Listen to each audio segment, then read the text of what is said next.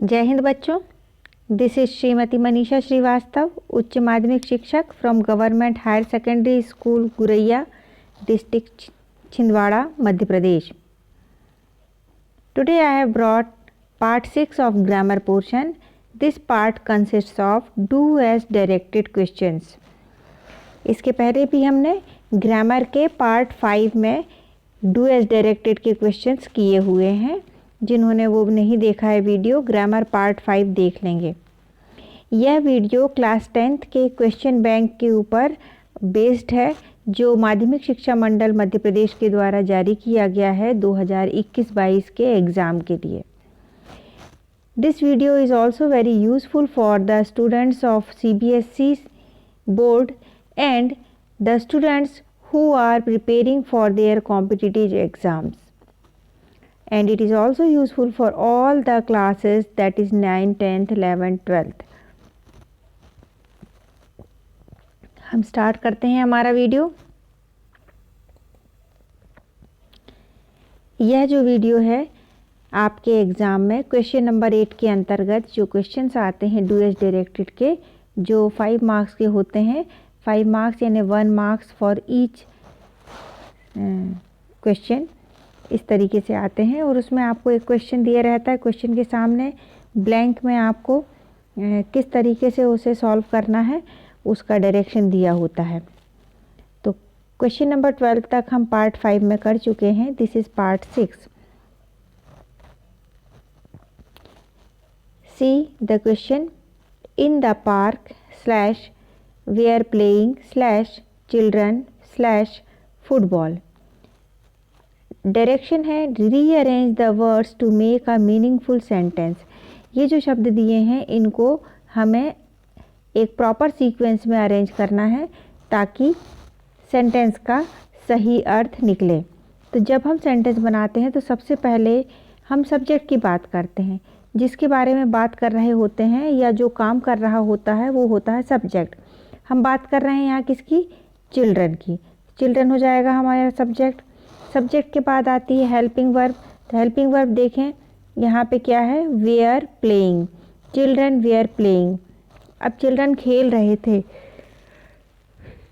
क्या खेल रहे थे? फुटबॉल.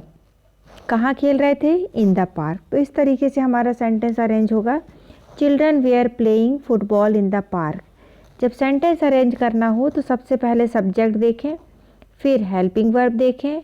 हेल्पिंग वर्ब के साथ अकॉर्डिंगली वर्ब की first form, second form, third form या ING फॉर्म जो लगती है वो देखें. फिर ऑब्जेक्ट देखें और फिर अदर वर्ड्स देखें. इस तरीके से आपका सेंटेंस अरेंज होगा. नेक्स्ट है Delhi is larger than Bhopal. ये क्वेश्चन क्या है? Rewrite the sentence using positive degree. इस सेंटेंस में लार्जर जो है वो कंपैरेटिव डिग्री है. कंपैरेटिव डिग्री को हटाते हुए हमें पॉजिटिव डिग्री यूज़ करना है. तो लार्जर की कंपैरेटिव डिग्री है, इसकी पॉजिटिव होगी लार्ज. तीनों डिग्री जो होती हैं लार्ज, लार्जर, लार्जेस्ट, यानी बड़ा और बड़ा, सबसे बड़ा. तो हमको लार्जर की जगह यूज़ करना है लार्ज. तो इस तरीके के सेंटेंस बनाने के लिए हमें बताना पड़ेगा. अभी कह रहा है Delhi is larger than Bhopal. Delhi ज़्यादा बड़ी सिटी है भोपाल से. तो अब हम बोलेंगे भोपाल उतना बड़ा नहीं है जितना कि Delhi. Bhopal is not as large as Delhi. Bhopal उतना बड़ा नहीं है जितना कि दिल्ली. एज जो है वो कंपैरिजन कर रहा है भोपाल का और दिल्ली का. नेक्स्ट देखते हैं. She shut the door change into negative. वह दरवाज़ा बंद करती थी. यहाँ पे देखें she third person singular number है और उसके साथ वर्ब में एस या ES नहीं लगा है. इसका मतलब कि ये जो वर्ब है वो सेकंड फॉर्म में है. तो सेकंड फॉर्म की वर्ब जो है सिंपल पास्ट टेंस में होती है. जब नेगेटिव बनाते हैं तो सिंपल पास्ट टेंस की हेल्पिंग वर्ब के साथ हमको नॉट लगाना होगा. तो subject, helping verb, not, object. तो हेल्पिंग वर्ब क्या लगेगी? सिंपल पास्ट के हिसाब से डिड. तो ये हो जाएगा she did not shut the door. Shut जो वर्ब है इसके तीनों ही फॉर्म सेम है, शट शट शट। तो यहाँ पर हम कैसे पहचानेंगे कि ये सेकंड फॉर्म में है? वो इस तरीके से कि third person singular number present में अपने साथ एस या एस लेता है। यहाँ पे शी के साथ वर्ब में एस या एस नहीं लगा है, इसका मतलब कि ये वर्ब की सेकंड फॉर्म यूज़ की गई है, इसलिए यहाँ होगा she did not shut the door.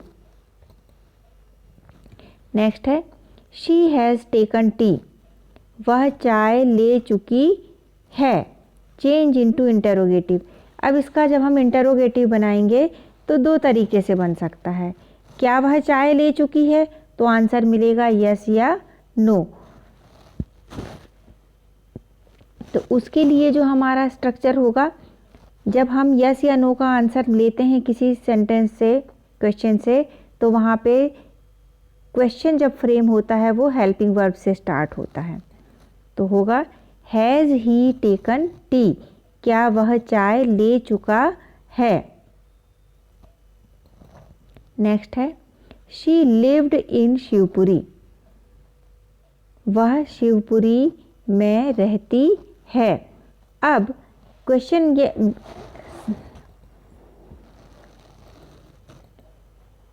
इसको क्या करना है? Change into interrogative. इंटरोगेटिव यानी प्रश्नवाचक में बनाना है। प्रश्नवाचक बनाने के लिए हम दो तरीके से बना सकते हैं, एक तो हेल्पिंग वर्ब का उपयोग करते हुए और दूसरा WH वर्ड का उपयोग करते हुए।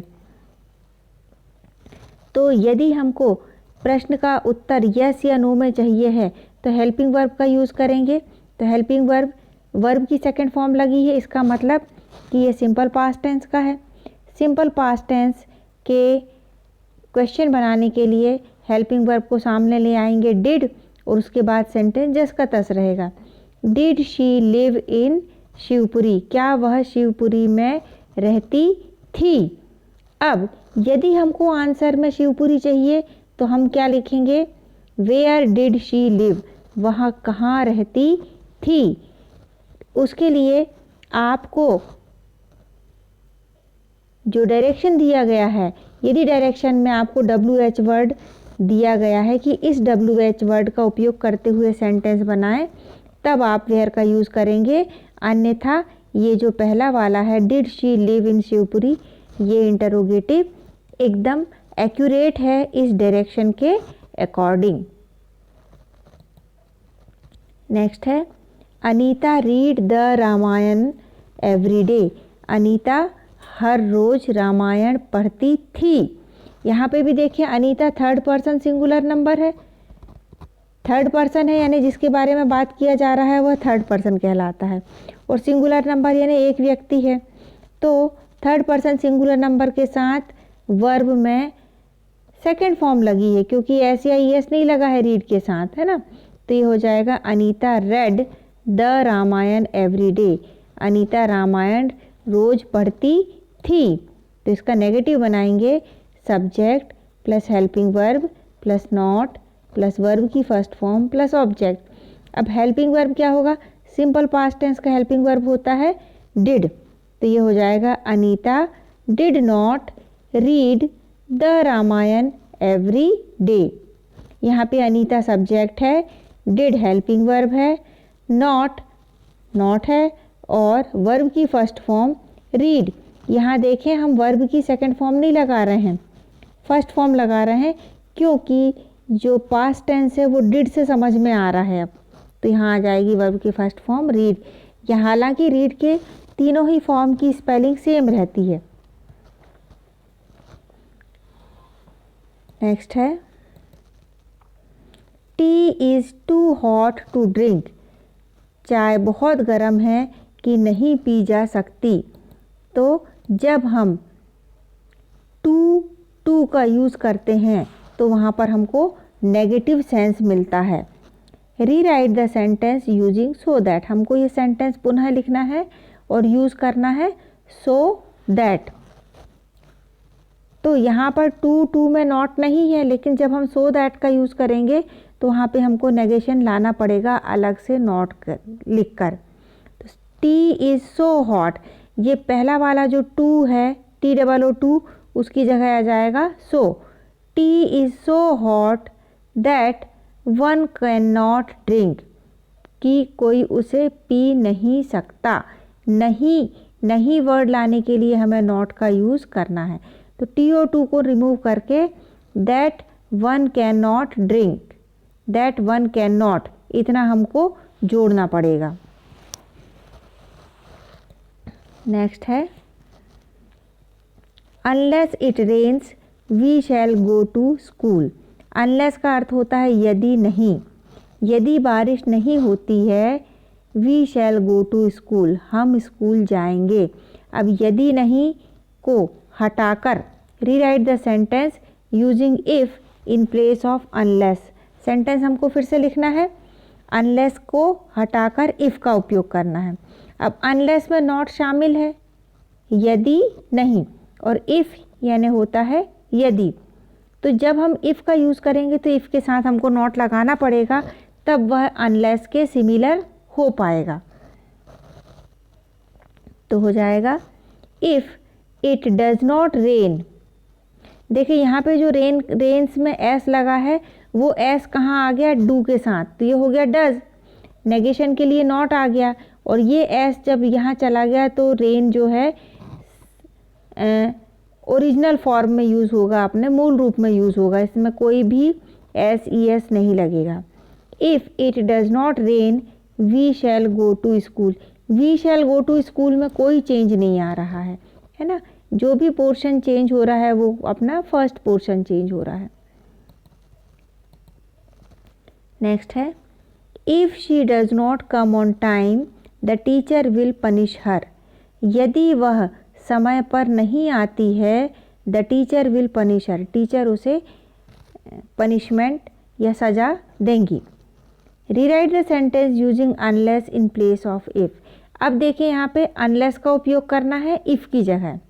जब हम इफ़ हटा रहे हैं तो इफ़ यानी यदि, जब हमको अनलेस रखना है तो ये डज नॉट को भी हमें हटाना पड़ेगा, तब सेंटेंस बराबर का अर्थ लेकर आएगा।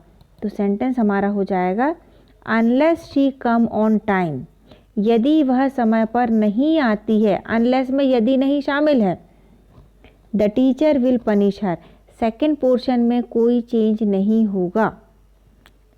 इफ़ और डज नॉट दोनों हटेगा तब अनलेस शामिल हो पाएगा। He is rich he is not happy. वह अमीर है वह खुश नहीं है। Combine the sentence using yet.